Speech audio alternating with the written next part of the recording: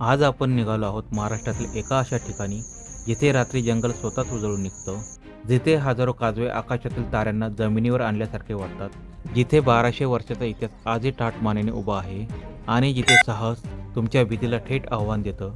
हा आहे भंडारदरा आणि सांदनदरीचा प्रवास.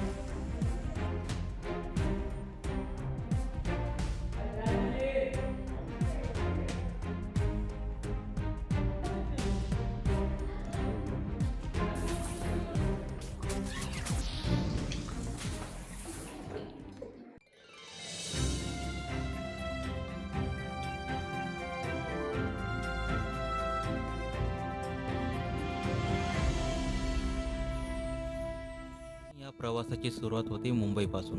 दुपारचे साधारण 12 वाजले आहेत. रस्त्यावर फारशी वर्दळ नाही, पण आमच्या मनात उत्साह मात्र भरून राहिला आहे. कारण आजचा दिवस सामान्य नसणार आहे. बॅगा तयार आहेत, कॅमेरे तयार आहेत आणि आम्ही तयार आहोत सह्याद्रीच्या खुशीत हरवण्यासाठी.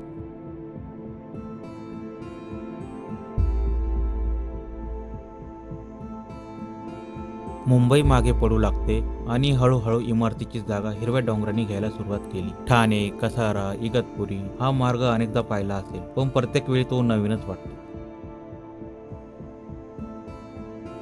विशेषतः पावसाळ्याच्या सुरुवातीला जेव्हा ढग डोंगरावर उतरायला लागतात, कसारा घाटात प्रवेश करतात, संपूर्ण वातावरण बदलून जातं.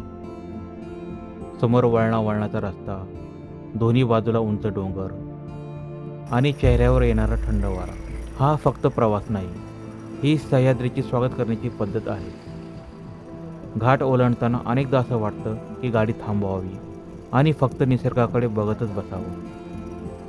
कारण काही दृश्य कॅमेऱ्यात कैद होतात, पण काही दृश्य फक्त मनात साठवावी लागतात.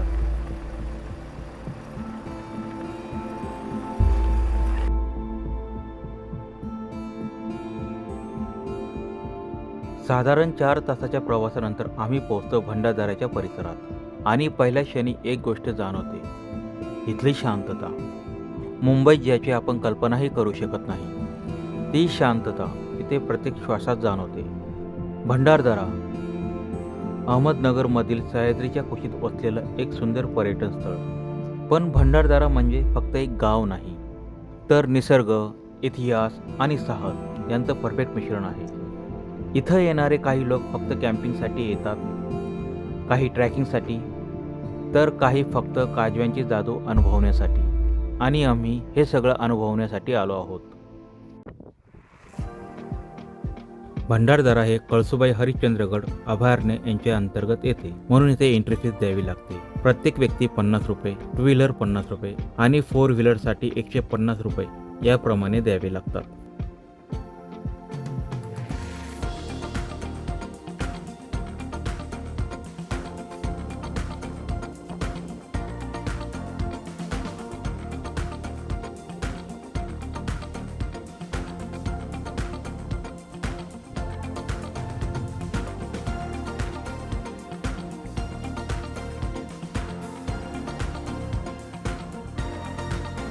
गावात प्रवेश करताच दूरवर दिसतं आर्थर लेकचं शांत पाणी, आजूबाजूला डोंगर आणि ढगांनी झाकलेलं आकाश. पहिल्या नजरेतच हे ठिकाण प्रेमात पाडतं. रस्त्याच्या कडेला स्थानिक विक्रेते जांभूळ विकताना दिसतात. काही ठिकाणी करवंदाचे ढीग दिसतात आणि अर्थातच आंब्याचा हंगाम सुरू आहे. सह्याद्रीतील ही रानफळं फक्त फळं नाहीत, तर या भागाच्या संस्कृतीचा एक भाग आहे. जांभळाची तुरट गोड चव, करवंदाचा आंबटपणा आणि रसाळ आंबा या चवी प्रवासाला आणखी खास बनवतात. आजचा मुख्य कार्यक्रम सुरू झालेला नाही, कारण सूर्य हळूहळू मावळत आहे, आकाशाचा रंग बदलत आहे आणि आम्ही वाट पाहत आहोत त्या क्षणाची, काजव्याच्या जादुई दुनियेची. सह्याद्रीच्या डोंगरामागे दिवसाचा शेवटचा प्रकाशही अदृश्य झाला आहे आणि आता भंडारदऱ्याचं खरं रूप समोर येणार आहे. कॅम्पिंग साईटवर हळूहळू वातावरण रंगायला सुरुवात झाली आहे. काही जण टेंटसमोर बसले आहेत, काही फोटो काढण्यात व्यस्त आहेत, तर काही गरम गरम चहाचा आनंद घेत आहेत. शहरातील धावपळ, ऑफिसचा ताण आणि रोजची गर्दी या सगळ्यापासून दूर. येथे वेळ जणू संत झाला आहे. आकाशातील एक एक तारे दिसू लागले आहेत आणि थंड वारा संपूर्ण वातावरण अधिक सुंदर बनवत आहे. प्रवास कितीही मोठा असला तरी भूक लागतेच आणि भंडारदऱ्यातील स्थानिक जेवण ही स्वतःमध्ये एक वेगळी गोष्ट आहे. व्हेज नॉनव्हेज जेवण, चुलीवरच्या भाकरी, कांदा. 5 स्टार हॉटेलमध्ये मिळणाऱ्या जेवणापेक्षा हे साधं जेवण अनेकदा जास्त समाधान देऊन जातं. कारण चव फक्त पदार्थात नसते तर त्या वातावरणात असते.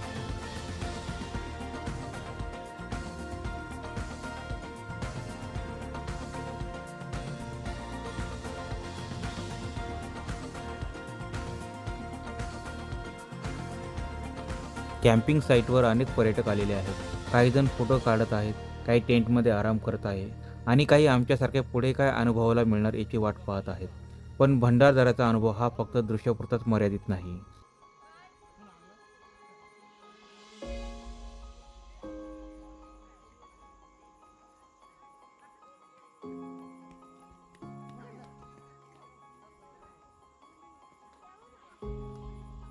आपल्या कॅम्प साईटचे नाव न्यू भंडारदरा लेक साईट कॅम्पिंग आहे, तर एकदा नक्की भेट द्या. कॅम्प साईटचा कॉन्टॅक्ट मी डिस्क्रिप्शनमध्ये टाकत आहे.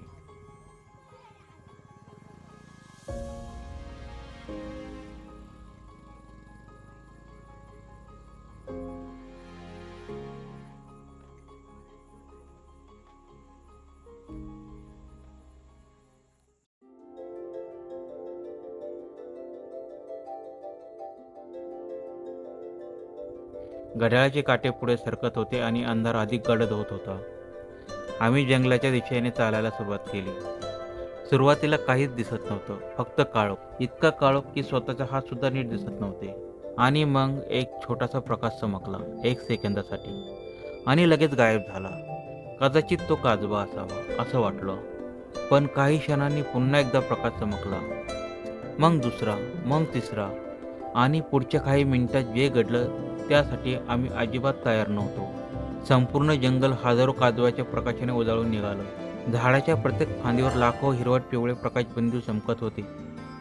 असं वाटत होतं जणू आकाशातील सर्व तारे जमिनीवर उतरले आहे. काही क्षणासाठी सगळं शांत झालं. कोणी बोलत नव्हतं. सगळे फक्त तो क्षण अनुभवत होते. आणि खरं सांगायचं तर काही अनुभव कॅमेऱ्यात कैद करण्यासाठी नसतात, ते मनात साठवण्यासाठी असतात.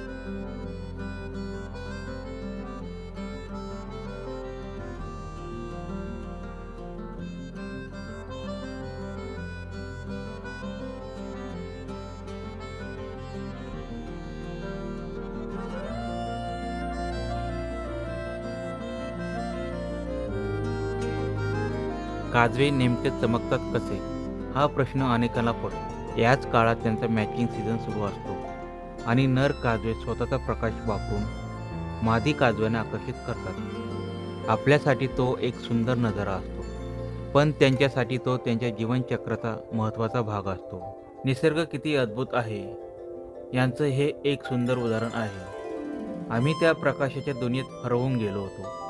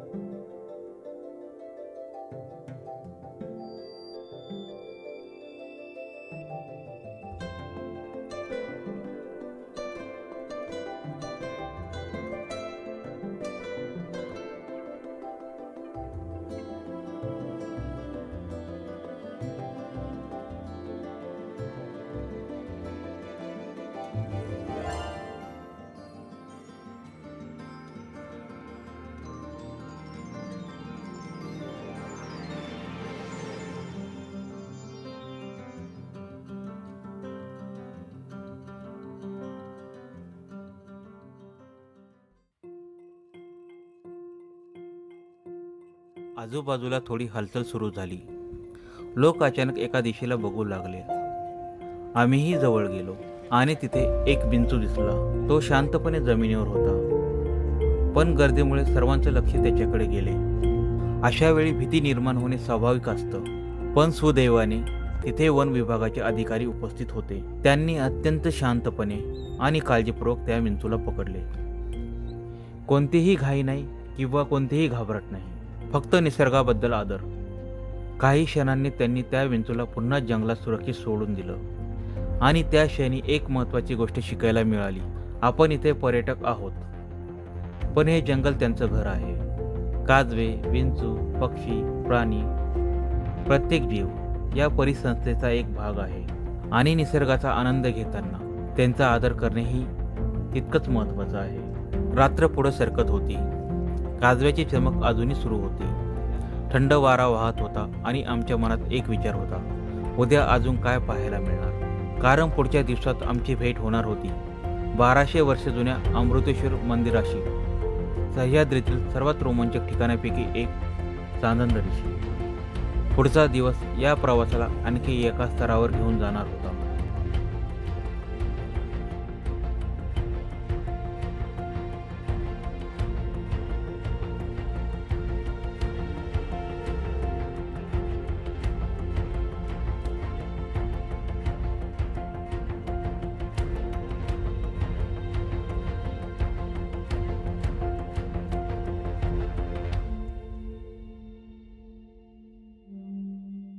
बंगाली बाबू बोला.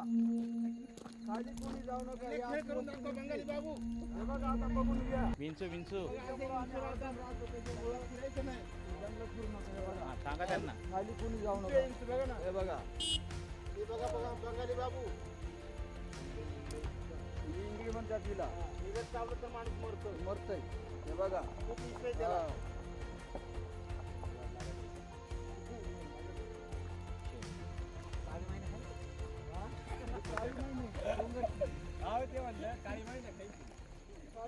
कालची रात्र ही न विसरणारी होती, पण आजचा दिवस इतिहास आणि निसर्ग यांच्यातील प्रवास असणार आहे. सकाळचा नाश्ता झाल्यानंतर आम्ही निघालो भंडारदऱ्यातील आणखी काही प्रसिद्ध ठिकाण पाहण्यासाठी. आमच्या समोर पसरलेली होती अर्थर लेक. शांत, विशाल आणि अप्रतिम. पहिल्यांदा पाहिल्यानंतर हे एखाद्या परदेशातील लोकेशन सारखं वाटतं. डोंगराच्या कुशीत वसलेलं हे सरोवर भंडारदऱ्याच्या सौंदर्यात भर घालतं.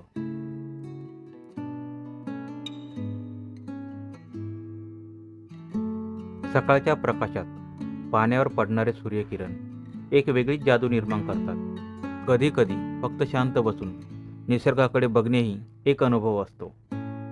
आर्थर लेकचा आनंद घेतल्यानंतर आम्ही पुढे निघालो विल्सन डॅमच्या दिशेने.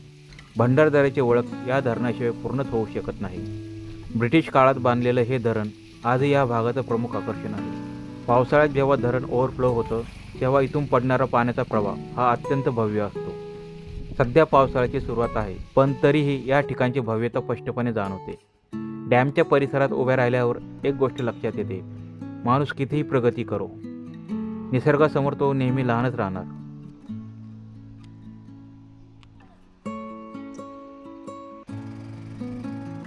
आता आमचा प्रवास सुरू झालाय रतनवाडीच्या दिशेने. रस्त्याच्या दोन्ही बाजूला सह्याद्रीचे डोंगर, हिरव्या दऱ्या आणि मधूनच दिसणारी गावं. हा प्रवास स्वतःमध्येच एक दृश्य मेजबानी आहे.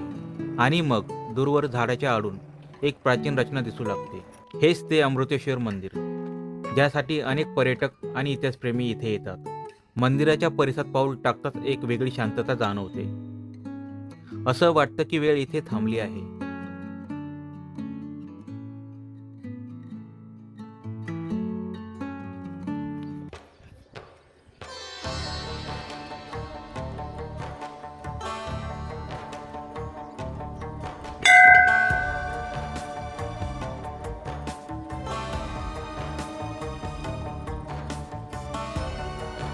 सुमारे 1200 वर्षापूर्वी बांधलेले हे मंदिर आजही अभिमानाने उभे आहे. इतक्या वर्षानंतरही त्याची भव्यता कमी झालेली नाही. मंदिराच्या भिंतीवरील कोरीव काम, प्रत्येक खांबावरील नक्षीकाम आणि प्रत्येक शिल्प एक कथा सांगतं. त्या काळात ना आधुनिक मशीन, ना क्रेन, ना प्रगत तंत्रज्ञान, तरीसुद्धा इतकं सुंदर वास्तुशिल्प निर्माण करण्यात आलं. हा विचारच आश्चर्यचकित करणारा आहे.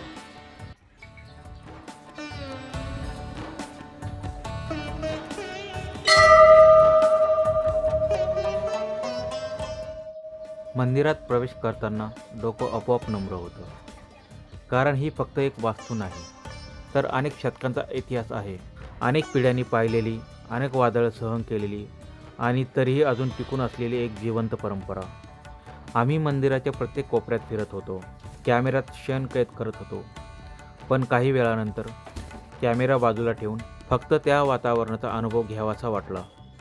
कारण काही ठिकाण फक्त पाहण्यासाठी नसतात, ती अनुभवण्यासाठी असतात. आणि अमृतेश्वर मंदिर अगदी तसंच आहे. इतिहास, निसर्ग आणि शांतता या तिन्ही गोष्टीचा संगम या ठिकाणी अनुभवायला मिळतो.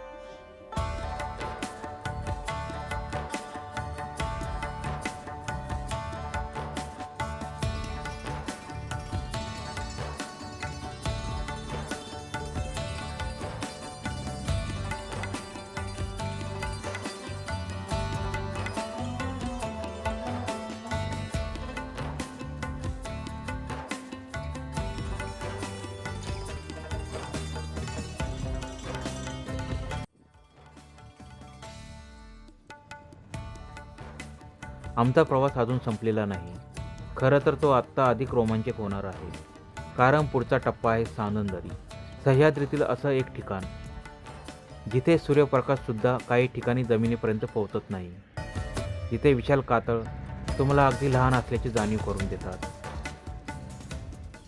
अमृतेश्वर मंदिरातून बाहेर पडल्यानंतर आमचा प्रवास सुरू झाला साम्रत गावाच्या दिशेने. हे छोटंसं गाव सह्याद्रीच्या विशाल पर्वत रांगामध्ये वसलेलं आहे. पण याच गावातून सुरू होतो सांदनदरीचा थरारक प्रवास. रस्त्याच्या दोन्ही बाजूंना उंच डोंगर, खोल दऱ्या आणि ढगांमध्ये हरवलेलं शिखर.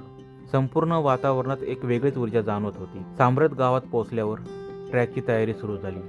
पाण्याच्या बाटल्या, कॅमेरे, सेफ्टी गिअर सगळं तपासून आम्ही पुढे निघालो. सुरुवातीला वाट सोपी वाटत होती, पण जसे जसे आम्ही पुढे जाऊ लागलो तसं तसं सह्याद्रीचं खरं रूप समोर येऊ लागलं. प्रचंड मोठे मोठे दगड, अरुंद वाटा आणि दोन्ही बाजूला उभे असलेले भव्य कातळ. काही ठिकाणी सूर्यप्रकाश जमिनीपर्यंत पोहोचत नव्हता असं वाटत होतं, जणू आपण एखाद्या वेगळ्या जगात आलो आहोत. आजूबाजूला फक्त दगड, कातळ आणि निसर्गाची शांतता. सांदनदरीला व्हॅली ऑफ शॅडो का म्हणतात याची जाणीव इथे आल्यावरच होते. प्रत्येक वळणावर नवीन दृश्य, नवीन अनुभव आणि नवीन आश्चर्य. आम्ही हळूहळू पुढे सरकत होतो. काही ठिकाणी पाण्यातून चालत, काही ठिकाणी दगडावरून उड्या मारत. आणि तेव्हाच एक अनपेक्षित क्षण समोर आला. आम्ही पाण्यातून जात होतो. अचानक माझं लक्ष एका हालचालीकडे गेले. सुरुवातीला वाटलं एखादी फांदी असेल, पण काही सेकंदांनी सगळं स्पष्ट झालं. तो एक साप होता. शांतपणे पाण्यातून पुढे जात होता. क्षणभर सगळे थांबले, कॅमेरेही थांबले आणि नजरा फक्त त्या सापावर खेळल्या. तो घाबरला नव्हता, तो आक्रमकही नव्हता. तो फक्त त्याच्या मार्गाने जात होता. आणि त्या क्षणी एक गोष्ट स्पष्ट झाली. आपण इथे पर्यटक असलो तरी ही जागा खरं तर त्यांची आहे.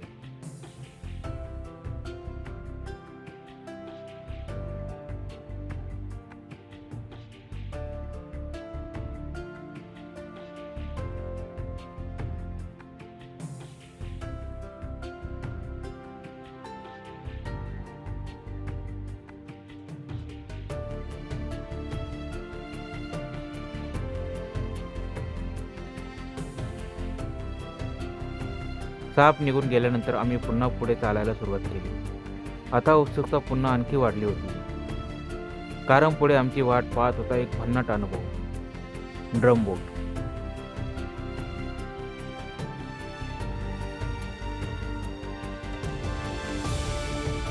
चांदण दरीतील काही भाग पाण्याने भरलेला असतात आणि त्या ठिकाणी ड्रम बोटचा अनुभव मिळतो.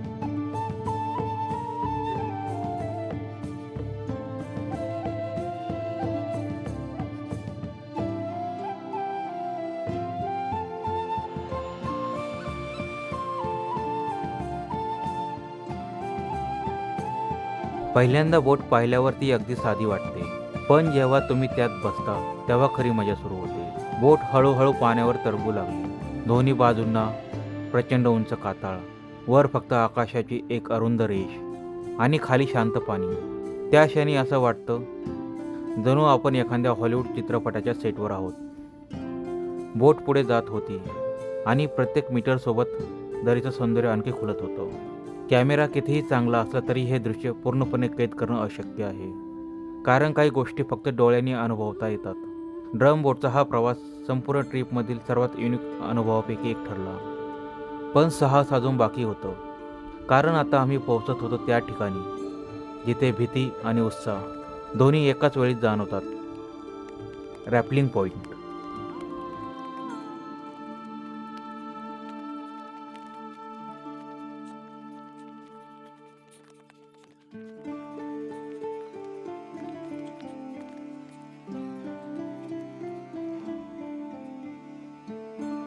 आम्ही हळूहळू रॅपलिंग पॉईंटकडे चालत होतो.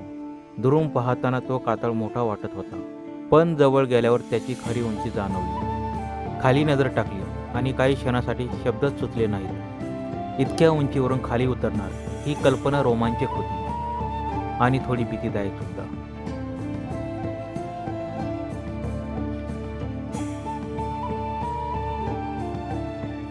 इन्स्ट्रक्टर सेफ्टी गिअर तपासत होते, रोप्स तपासल्या जात होत्या, हेल्मेट व्यवस्थित बसवलं जात होतं. सगळं सुरक्षित होतं, पण तरीही मनात एकच प्रश्न होता, मी हे करू शकेन का? कदाचित प्रत्येकाच्या मनात हा प्रश्न येत असतो जेव्हा आपण आपल्या कम्फर्ट झोनच्या बाहेर पडतो. रॅपलिंग सुरू होण्याची वेळ आली. मी कातळाच्या काठावर उभा होतो. समोर फक्त खोल दरी आणि खाली लहान लहान दिसणारे लोक. त्या क्षणी हृदयाची धडधड वाढली, हात किंचित थरथरू लागले आणि मन शेवटचा विचार करत होतं, खरंच हे करायचं का? पण मग एक पाऊल मागं टाकलं, रोपवर विश्वास ठेवला आणि प्रवास सुरू झाला. पहिले काही सेकंद सर्वात कठीण असतात, कारण त्या क्षणी तुम्ही भीतीशी लढत असता. कातळावरून खाली उतरताना प्रत्येक पाऊल नवीन आत्मविश्वास देत होतं. ज्या उंचीची भीती वाटत होती ती उंची आता सुंदर वाटू लागली होती. वरून दिसणारे डोंगर, खाली दिसणारी दरी आणि चेहऱ्यावर आदळणारा वारा, हा अनुभव शब्दात सांगणं कठीण आहे.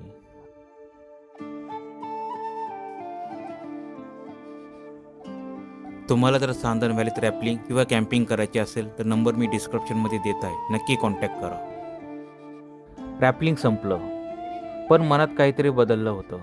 कारण हा फक्त ॲडव्हेंचर ॲक्टिव्हिटी नव्हता, हा स्वतःशी झालेला संवाद होता. आणि कदाचित आयुष्यही असंच असतं.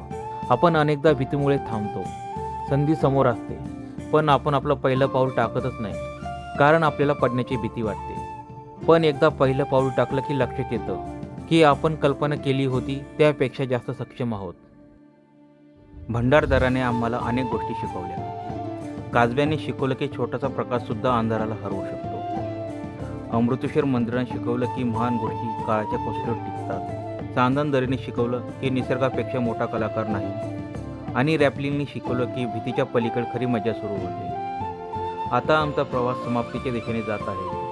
आम्ही परतीच्या प्रवासासाठी तयार आहोत, पण यावेळी फक्त फोटो आणि व्हिडिओ घेऊन नाही, तर आठवणी घेऊन, ज्या आयुष्यभर सोबत राहील. काजव्यांनी उजळलेली रात्र, जंगलातील विंचू, पाण्यात जात असलेला साप, ड्रम बोटीचा रोमांच, अमृतेश्वर मंदिराची शांतता आणि रॅपलिंगचा थरार, ह्या सगळ्यांनी ही ट्रिप भन्नाट बनवली. जर तुम्ही महाराष्ट्रात राहत असाल आणि अजून भंडारदरा अनुभवला नसेल तर एकदा नक्की या. कारण काही ठिकाण फक्त पर्यटन स्थळ नसतात, तर ती अनुभव असतात. आणि भंडारदरा असाच एक अनुभव आहे. तुम्हाला हा व्हिडिओ आवडला असेल तर लाईक करा, तुमच्या मित्रांसोबत शेअर करा आणि अशा साहसी प्रवासासाठी चॅनलला नक्की सबस्क्राईब करा. पुन्हा भेटू ट्रॅव्हल विथ रिनोदच्या एका नव्या रस्त्यावर, एका नव्या प्रवासात. तोपर्यंत explore more, travel more and live more.